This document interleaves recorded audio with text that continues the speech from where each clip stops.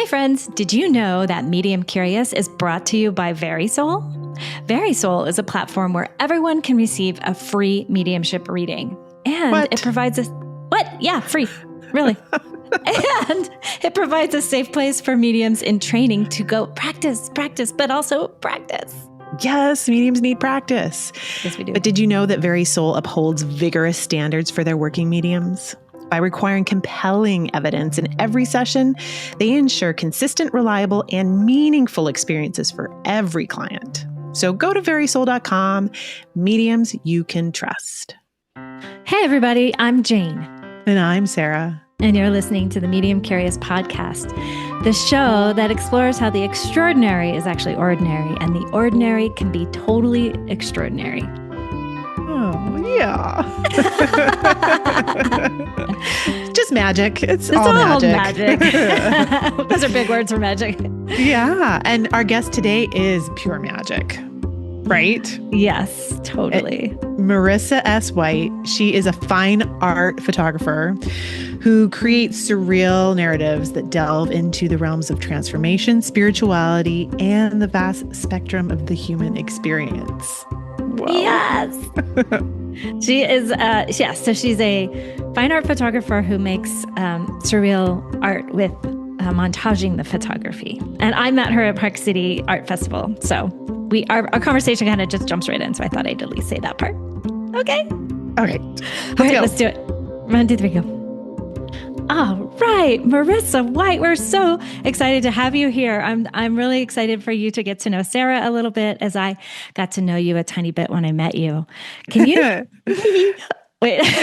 Jane, I heard from you. She's like, oh, Sarah, gotta meet this person. I love her. And you just know that when Jane meets somebody, it's like, it's real. It's true love. And it's honestly because she is attracted to the way people move through this world. That's beautiful. Well, thank you. Yeah. Yes. It was pretty wonderful. I remember I was chatting with I think 2 or 3 people in my booth at the time, and I see Jane kind of walk by and we make eye contact. And I was just kind of like, oh, there's something here. And I didn't, just like had the little thought go through, and I obviously was engaged in conversation, so I'm not going to stop talking with whomever's in my booth at the time. And then, noticed that you were lingering around. I was lurking. It's straight up lurk. And I can't remember exactly what you said to me afterwards when we were finally both free. You kind of poised a delicate question, which maybe you remember better than I do. Menopause has crept into my mind in the worst kind of way. So. Yeah, menopause owns me. But my vague memory is that I said something like, I overheard you chatting to those folks and they were talking about someone on the other side. And my question to you, which is my question to you for our audience, is that common? Like, does that happen a lot? Because your artwork inspired that in me immediately. I was like, I have it right now. Chills. I'm like, ooh, spirit is 100% in this game. And what is happening? And then, of course, I'm standing there lurking. And then I hear these people talking about their dead person. And I was like, oh, okay, I'm gonna keep lurking. So that was my question. Yeah. I do believe that there are things that happen beyond this life, and that things that we can't understand completely, and that the more we know we don't know. And that's kind of what blossomed into our conversation from there on out. Yeah. That makes sense. Yep. And that's actually, you just channeled Sarah right there, because that's kind of Sarah's favorite phrase is, we don't actually know. We don't. We don't know. But we can sure have a good time trying to figure it out. Right. That's what we're trying to do here. Well, why don't you just tell us a little bit about the art you make? And of course, we're going to link, and we're going to have all the visuals on our Instagram. But just kind of tell us about the art you make and maybe a little bit about the inspiration behind it. Yeah, absolutely. So in the simplest terms, I create photo montages. So what that means is I take multiple photographs and then I composite them together seamlessly using the computer. Photoshop is definitely one of the big programs that I use. And if I have done my job correctly, you can't tell what is real and what isn't real. And so that's often a fun game that people will come into my booth and kind of play with. It's like, oh, did this happen in Photoshop or did you catch that in real time? And or is this real in general? And that's always the biggest compliment there, and is to make it look like the magical is probable, right? And to kind Yeah. of live in that fun space. And so a lot of the work is kind of inspired from multiple different things from music and literature.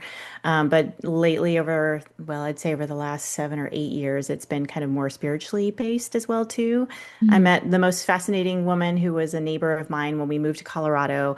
And she kind of opened my doors in a lot of different ways of things that I think I instinctively knew, but just didn't have maybe the vocabulary or the right person leading me in that direction to kind of show me that, yes, no, this is real.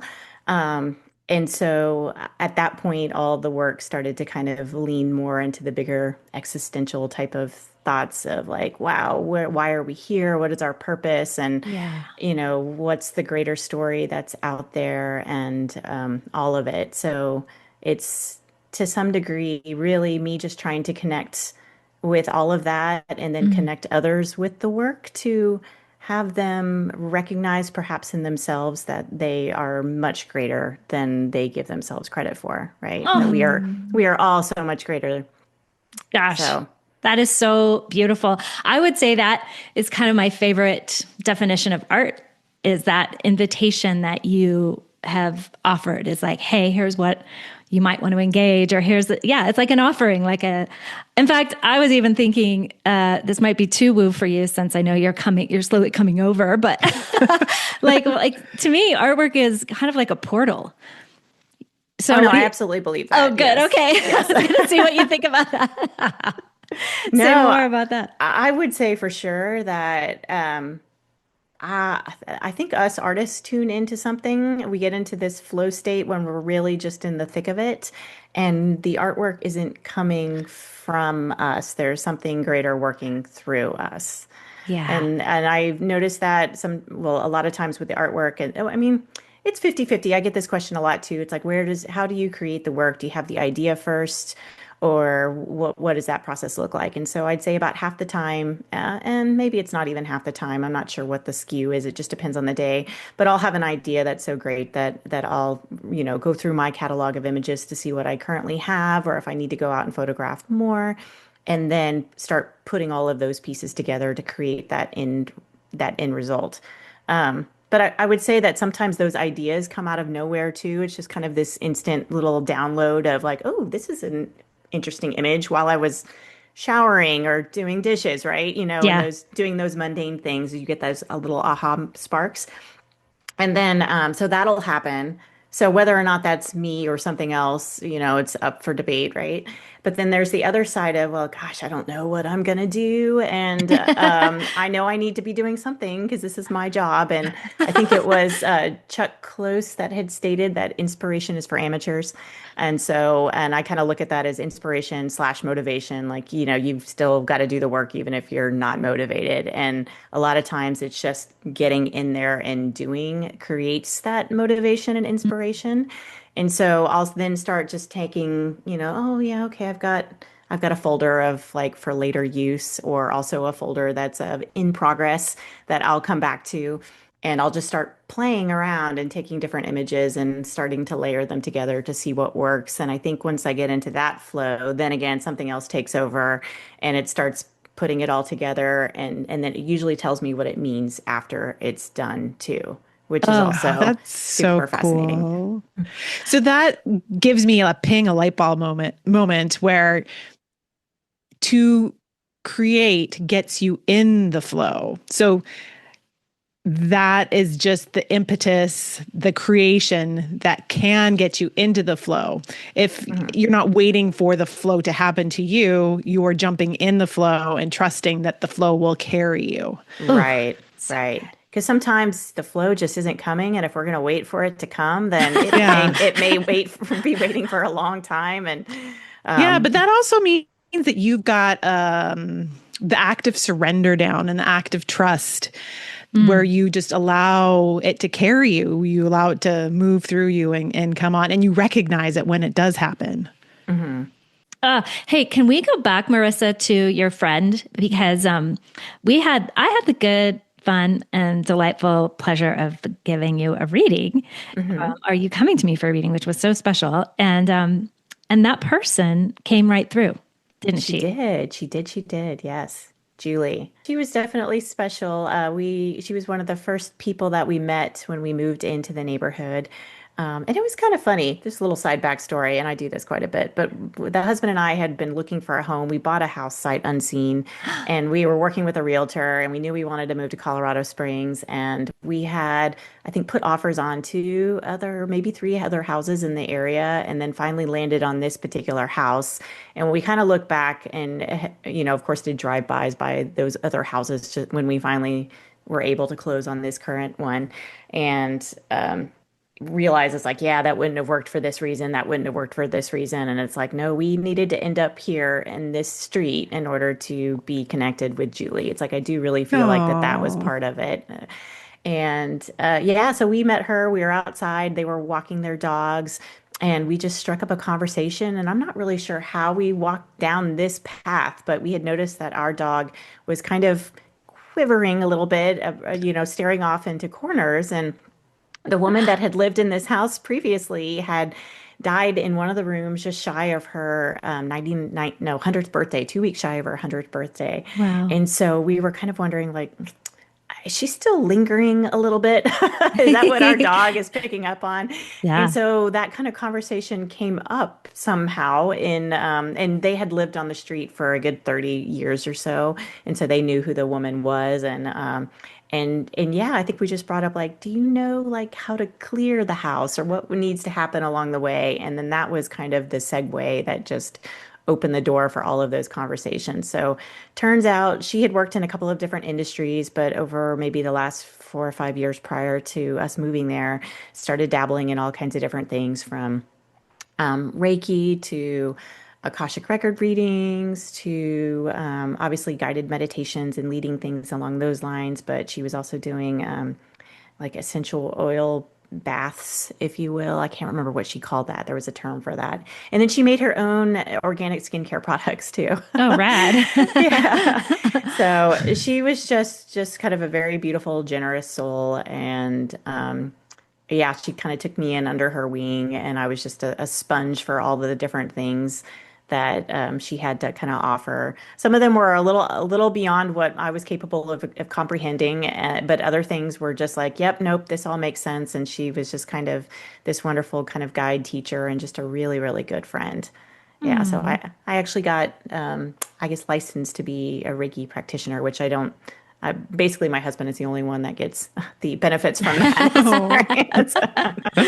But yeah, I did Uh, take a few classes with her too. Yeah. oh, so sweet. Well, when she came in, she showed me cards, and I immediately didn't want to say oracle cards. So I said, like, playing cards. And you're like, yeah, I understand cards. And then that just made me laugh because I'm like, Shane. Like, I like immediately assume it's not like one of me. You know what I mean? Oh, Hmm. they're not oracle cards, they're playing cards, right? Hmm. And then do you remember she said, like, I said, she showed a big circle. This is hilarious. She was like, this big circle on your desk. And it turns out it's this beautiful crystal ball. Yep. This beautiful amethyst that was actually on my husband's desk, so I have since taken it back. I reclaimed it. But I just love that I was like so one dimensional. I was like, it's a circle. But anyway, so I heard her kind of laughing at me as we went on. And so anyway, she's absolute delight. And I'm so sorry Yeah. for your loss because, Oh, thank you. Yeah, it happened really, really quick. But I would love to share kind of her coming to me oh, afterwards. yes. yeah. Yes, S- please. yeah, so my husband and I have had experiences with smells after a couple of our loved ones had passed previously, and so Julie had pancreatic cancer, and we knew, it was going to be fairly quick, and she knew about our previous experiences too, and so I had asked her, like, when you come back as a smell, which smell would you like to be? Oh my That's goodness, such a that's great so question. good. So that way I know it's you, right? Yeah. Anyhow, so she kind of just laughingly joked with me that she wanted to come back as essential oils. She would always just kind of douse herself in everything all every day. And so she always smelled delicious anytime she was passing by. But yeah, so she told us essential oils. That's what I'm going to smell like. You'll know it's me when I'm coming through. And so then the day happened, and I was coming back from an art show. I had like an opportunity to see her one last time, and her daughter ended up coming over um, at the same time. And so they asked if I could wait. And it's like, of course, absolutely. And then by then she was just too tired. And I just kind of sensed it's like, I think I missed my window. Mm. And she went pretty quickly after that. But the day, I think it was a Sunday, and my husband, we were getting ready to move to New York, and my husband had already left to take off to start his job, and we were in process of getting ready to move. And so I came back from, I think, dinner with my sister-in-law, and I received the message that she had passed. And I Mm. just like, heartbroken, of course, despite the fact that she was going out in such a beautiful way. It's like she recognized this was it. This sucks. But yes, being of, a different mindset, it was like, okay, well, I'm just gonna go out with such beautiful grace. Mm. And but anyhow, I ended up in the shower because I figured that that was the only place, being alone in a house, that I could get hugged, essentially, and just sit underneath the warm water and just have it pour over me. And I remember just not even turning the lights on. I'm like, I just want to be in the dark and I just want to cry. And Oh. so, I don't even remember how long I was in there, but out of nowhere, I got blasted from the right side of my head with three very bright lights that were so bright that they Wow. just caught me off guard. I mean, I remember crying out like, like, Surprise. whoa, like, where did Yeah. that come from? And then I just had this very calm feeling come over me. And I knew that was her just coming to say goodbye. Yeah. Oh, that's It the was just really, knowing. Yeah. yeah, it was just really beautiful. That sounds so beautiful. Hmm. And did you get doused in essential oils at that point? I did not. No, she has. Oh. There was one time I think I was in the middle of something in the bedroom, kind of wandering through, and it's like I remember smelling something, and I had a brief moment of like, "Huh, is that Julie?" But then it was also like, I am on a path to get something done right now, and I'm like thinking, later would be a better time, and just kind of moved on from that. But Well, tell yeah. us about the other smell-o-visions that you had, the other visitations. Yeah, yeah. So the first one was with my husband's uncle, who was just 5 years older than him. They were more like brothers. And Mm. we lived in Connecticut at the time, and it was right around, oh my goodness, it was right around Labor Day in 2013. So we're coming up on the anniversary of that. Wow. And it was the middle of the day, so we were both off of work, and I come into the living room, and he's just really obviously very upset. And we just start chatting a little bit about it. I'm like, tell me some of the stories about you and him. His name was Oh. Ken. And yeah, so he just starts just sharing his past with me. And then out of nowhere, we get this extremely strong smell of coffee. Oh. And Ken was a huge coffee lover. He owned a coffee shop Oh, at a wow. VA hospital, and he would often send big bags of beans to us. And so we're sitting there on the couch, and it's two or three in the afternoon, maybe.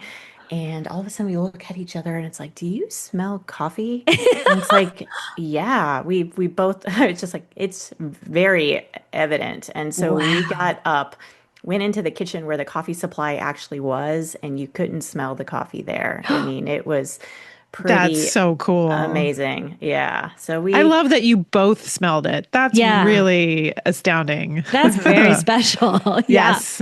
my husband is fairly intuitive as well too, so that is Oh. is a bonus for both of us for sure. And then the second time was actually after our dog had passed, Mm. And that day, we ended up having somebody come into the home and take care of her there so she wouldn't have to be in a strange place, that we were all together and surrounded. And before that woman came, I kind of doused her in sage and laid down on the ground. And we did a little meditation with her curled up next to me, is kind of just like, all right, we're going to prepare you to go. And so that was a really sad day too. But that evening, after we'd gone to bed, Mark wakes up in the middle of the night and he's like, Marissa, wake up, wake up. And you can just smell the whole room just reeked of sage as well. So Wow. she came back to visit too. Oh my goodness. Oh, I'm getting I chills. me too. Wow. Yeah. It was shared. How Hmm. beautiful. Yeah. Oh, Yeah. Sage. Oh, and you have another dog or I think we talked about that. We have two dogs now. Yes, we had planned not to get another dog for a while so we could go travel, but the previous one passed in the middle of COVID, and Can't live so without You a needed dog in another dog. COVID. yep, Yeah. yep. So we got a rescue dog, and then we ended up getting another rescue dog for the first rescue dog. So we have As you do. right. Yeah. So we have two. Oh my goodness. Well, Yeah. Sage is such a good name for a dog. So maybe when that one comes back again, you can name her Right, Sage. right. Completely.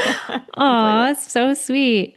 Well, I don't mean to keep over indexing on Julie, but one of the pieces that you shared with us, Becoming, Hmm. I noticed that you said that it was inspired by Julie. I think that was one of those pieces that actually I kind of recognized what was happening afterwards. Like it's a multifaceted piece. So I Yeah. created Yeah. that. I was just looking at that one. Do you want to It's maybe so just describe gorgeous. it for listeners and then again they can come find it? Yeah, absolutely. So so there's a young girl who was a friend of mine. I used to do circus aerial stuff, and so she's from Cool. that's how I know her. And she's a contortionist. Her name is Katie. She's just amazing. I took her out into the water that was Monument Lake over in Colorado. And I had this idea where I wanted to kind of create this almost mirror image or this beautiful symmetry with a swan coming in. And and it has the Merkaba sacred geometry symbol in the middle of it. And I was doing an Ooh. entire series. Oh, lovely. Look at you. Oh, Yes. she's got one right Little there. tetrahedron, yep. And so I was doing a series called Above Below that was kind of all about the interconnectedness that exists out in nature. And I Mm, was playing around with putting symbols in the work, which is not anything that I've ever done before. And part of the whole work that I do within trying to make things look real um, kind of doesn't allow for other symbols or lines or things that are, not so organic in nature to exist, right? And so I was struggling a little bit with that and trying to figure out, like, does this make sense to put this in here? And so I put it in, I took it out, I put it in, I took it out. I think I did this like 4 or 5 times or more, just like, can I leave this in here? This funny thing started to happen is it felt like it was missing Yeah. when it wasn't I'm there. looking at it right now and we'll put a link in the show notes, but yeah. I love it so much there. It really Yeah, it needed to really be there. belongs there. Yep. Yeah, it felt like it was missing. And I get a lot of people that will come into my booth too and will also tell me, it's like, I think this actually would be stronger if it didn't have it in there. And so I'll just tell them the story. It's like it wanted to be there. Yeah. And then of course the whole Merkaba aspect of it, with kind of Jewish mysticism and the notion of the chariot and the vehicle that takes the soul on a transformational journey. And so I had created this piece back in 2023 even. And so this to me at the time that I created it was more or less about kind of where do we go when we meditate? Where do we go when we dream? Things Yeah. of that nature of trying to find our truest self and then somehow create that version of us now in this space and not necessarily, you know, in the next life or whatever, Right. one's inclination is, right? But how do we Hmm. become this I do that embodiment here. Yeah. of our highest self here, right? Oh, And so, after, yeah, so that was 2023, and Julie died at the beginning of 2024. Actually, it was not that long. That was in October of 2023, and so she passed in January of 2024. And so afterwards, looking at it again in that regard, it just felt like that also it was also about her moving on into the next realm as well. So that piece holds very multifaceted to me. Yeah. Wait, I Oh, have a question. Oh, sorry, Sarah, go ahead. no, no, no. You go ahead. Go ahead. Well, you have the date as January 16th. Is that the That's day when she I wrote the crossed? blog. Okay. Um, and Okay. the date she crossed, I want to say was January 13th or 14th. Okay. Well, Yeah. I bring it up because that's my birthday. Is it really? So when well, I've been back and forth looking at all your pieces online, and I was like, hold on a minute, that's my birthday. Yeah. That would have been funny, especially with all the other little synchronicities that we Well, had on our, yes. yeah. So, Sarah, get this. Marissa, tell Sarah the name of your grandmother. My grandmother and my grandfather, who both appeared and came to visit during my reading with Jane, was also Oh, named Jane and Joe. oh, no way. That's so So funny. crazy. She was like, I love that so much. I said to Sarah, I'm like, really crazy things happen, but I won't tell you until we're on the mic. Oh, that's so good. But I just now looked again at that 16th and I was like, that's fun. So Julie had, for me anyway, Julie has this energy of both delightful, grounded, all these good things, but kind of a trickster too. Like she just like to have a little bit of fun with reality. And so I feel like she's around this recording and around this whole thing, like even me meeting you in the first Yeah. place, like I I wouldn't feel be her. surprised. Right? Yeah. Well, she had mentioned to you too that that was why you were reading all the angel books the previous night too, right? Oh, that's right. Yeah. Yeah. Yeah, yeah. I mean, as well, I met you like, gosh, 3 or 4 days after I moved here. So talk about a portal. I was in one, and I still sort of am. And so I think, I definitely work through synchronicities. It's like the only way Hmm. I understand reality, actually. So meeting you was very soothing, and being at that art festival.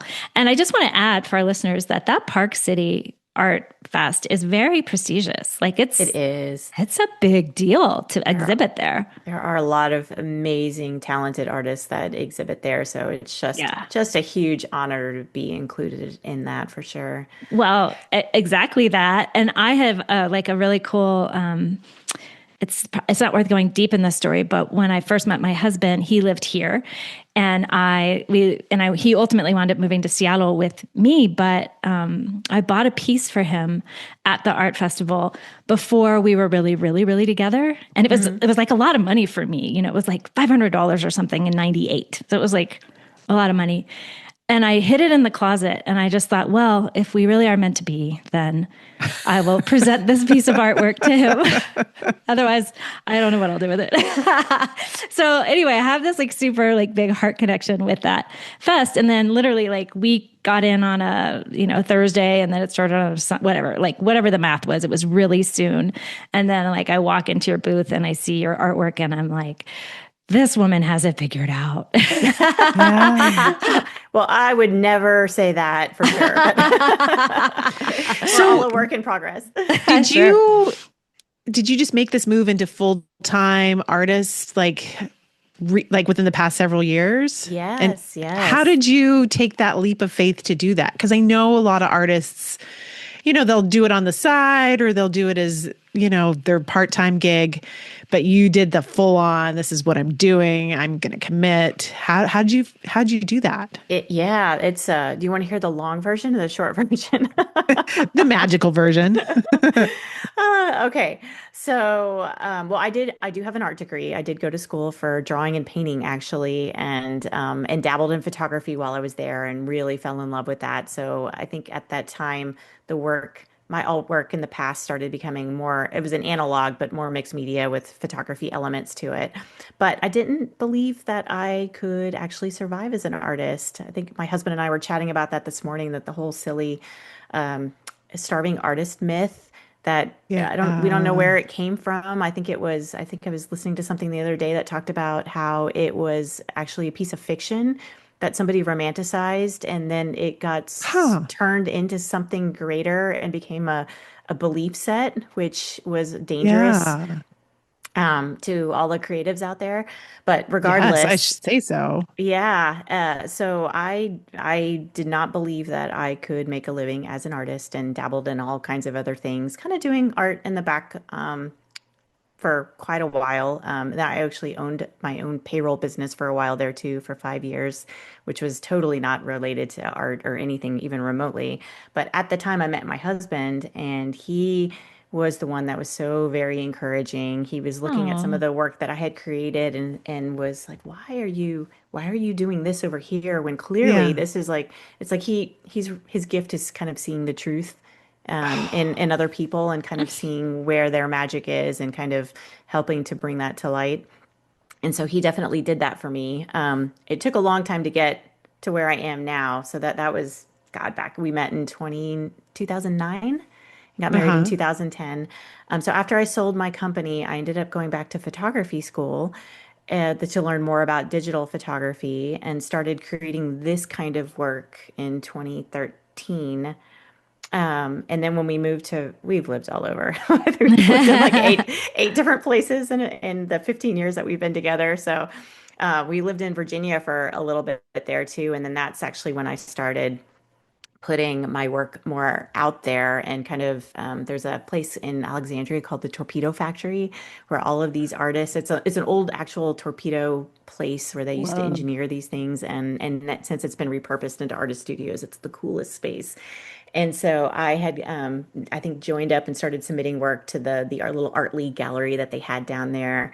And oh, that's a fun little magical component to it. I remember getting ready to take a couple of pieces there that you had to kind of jury in. They would have somebody that would come and select which pieces went up on the wall. And I'm Uh-huh. in the closet doing something completely unrelated, and I heard you need to take this piece to this show this month. Um, and and it was December, and it was one of my pieces that is more of a magical kind of snow piece. It's like kind of like if you were living inside a snow globe kind of thing. And Yeah. I'm like, okay, I'll do that. And so Yeah. I did, and I ended up winning Best in Show for that, Nice. which was wonderful. Yeah, Yeah. listen to those Talk about voices. a Yeah. Yeah. nudge. Yep. Yeah. Always got to do that for sure. And so that, yeah. In the meantime, I still worked a few other jobs, doing it part time, creating the work part time. And then we ended up moving again, and I took on a full time role. But it was COVID. It was actually the pandemic. My job kind of got put on halt. I still had one, thankfully, but things terribly slowed down. And so I started creating, and I created this whole series called the Corona Chronicles, Outside In. And so all of my little animal pieces where I brought out the outside world indoors while we were all in Oh, lockdown as kind that's of a way to cope with cool. Yeah. it. And the work started selling. All of a Yeah. sudden, like everybody, I think everybody was trying to take care of all of us creatives that were out there. Like, how do we do this? Let's support, let's buy art. We're all renovating our homes right now because we don't know what we're doing. And so that was really kind of the impetus. And in 2021, I completely quit my job and started doing this full time. And things have really kind of exploded since then, which has been super, Wow. super cool. That's Yeah. fun. That kind of is that's evidence that when you follow those nudges, and this wasn't even a nudge, this was like a full on take this specific piece and sell it here. Like Yep. when you follow that guidance Hmm. and trust, Mhm. big things happen. Yeah.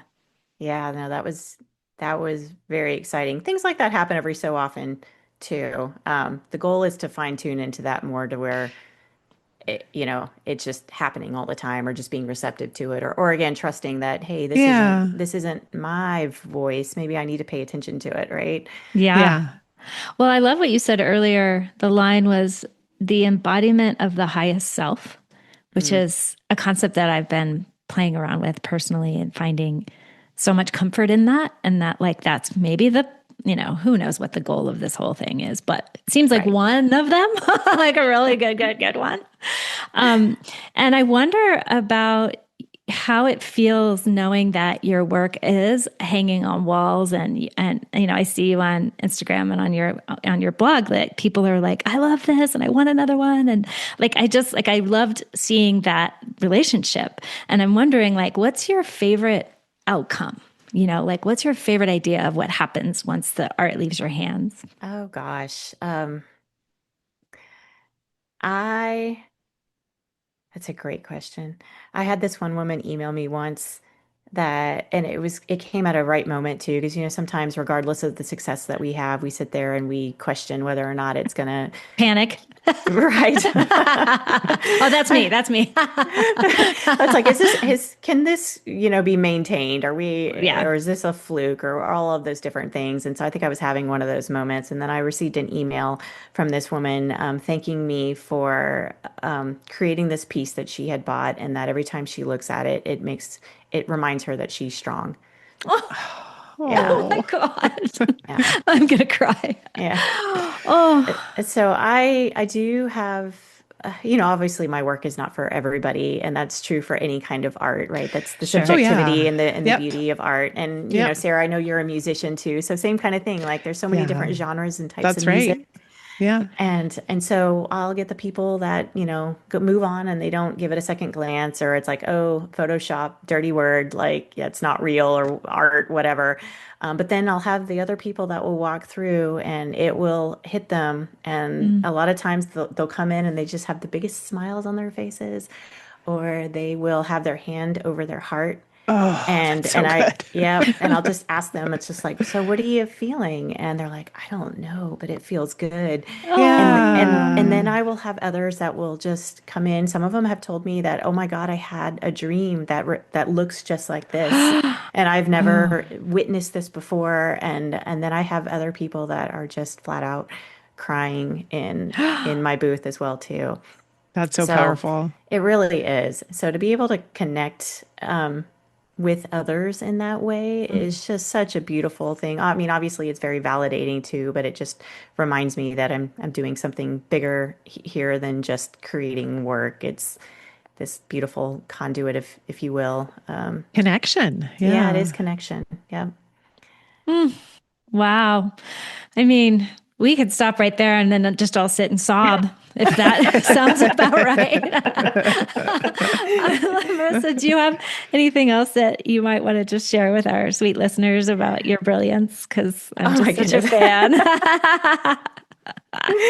No, actually, I wanted to talk back. I remembered something that you had said when my grandmother came to visit the other day, and Jane. how, yes, Jane, God, I loved her so much. She really was just this bright light and this very strong woman, a wonderful, strong female role model that I had when I was growing up.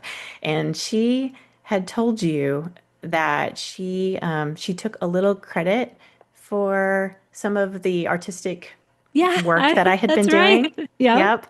And I didn't mention this to you at the time, but she was a painter. She was more of a hobbyist, really. So she didn't put it out there to sell or anything. And I actually ended up getting one of her pieces when she passed. I was kind of like, I don't really want much of anything, but I want something that she painted, because that's Yeah. part of her that she left behind, right? Mhm. But she took me and one of my other cousins to like my first oil painting class. And I just have that Oh, beautiful memory of that too. And so I Yeah. grew I wow. grew up in a house full of scientists, and I'm kind of the odd person out at being the creative person. They don't know what to do with me half the time, but my grandmother for sure was definitely more of a creative individual, even though she kind Oh, of dabbled in finances and did all kinds of other fun things as well too. But rightfully so, she does get credit for where I'm at as well, because she was Yeah. an Taking you to encourager. an art lesson for Right. sure. yeah. Hmm. And also, I remembered one of the first things I said, and we might even just inject a few moments from the reading Hmm. into this for folks to listen to. But I think that was the first thing I said was like, I said, you come from a strong line of strong women. I was Yes. like, her strength was like the first thing through, and that she wasn't exceptionally tall either. No, It was no, she was about 5 feet. Yep. I 5 feet like tall. she kind of stormed in, I was like, oh, here she Yep. comes. Oh my Small and gosh. mighty. Yeah. Small and mighty. Her favorite actress was Elizabeth Taylor. I think she kind of embodied like a Mexican Elizabeth Taylor of some sort. That was her Oh my presence. God, that sounds perfect. Yeah, and then I was noticing that again, one of your pieces, because it'll be fun to link all these, is that somewhere in the middle you talk about Jane. and how Yes. she's like such a powerhouse in your life. And Yes. so I love that we, honor our ancestors and our friends on the other side in different ways. And I think that's what I love. One of the many things I love about your artwork is not only are you like inviting people into their own hearts, which it sounds like happens when they come into your booth crying, but that you bring these people back, these pieces, like honor them and bring them back. And it's sweet too, because that somewhere in the middle piece has monarch butterfly wings, Sarah. Mm-hmm. Oh, I saw it. It's really moving. It's so beautiful. Well, that's Yeah. how my grandmother comes through as a monarch butterfly. Aw, So there's yeah. another connection with us, that all these like wacky Yep. synchronicities. And also, Sarah, Marissa is from Houston, which is, of course, where I grew up. Yep. Oh, yeah. I have a sister who lives there too. All right. Well, Miss Marissa, thank you again for all that you do and for inspiring us and for being our first visual artist. So Thank you. So honored for sure. so to be happy here. to have you here. And I hope you take good care. And I can't wait to see what you do next. Thank you so much. Thank you, ladies. Bye. Bye. Very Soul is our sponsor for Medium Curious. Jane and I are both Very Soul mediums. Oh, yes, we are. Verysoul.com, y'all. Inspired by spirit, guided by love, and brought to life by mediums. Medium Curious is made possible. By Jane Morgan Editing. Sarah Rathke made the amazing music. And you can help Medium Curious by downloading the episodes. And the dogs under the desk in Utah are Kalea and Domino. And Trixie in California.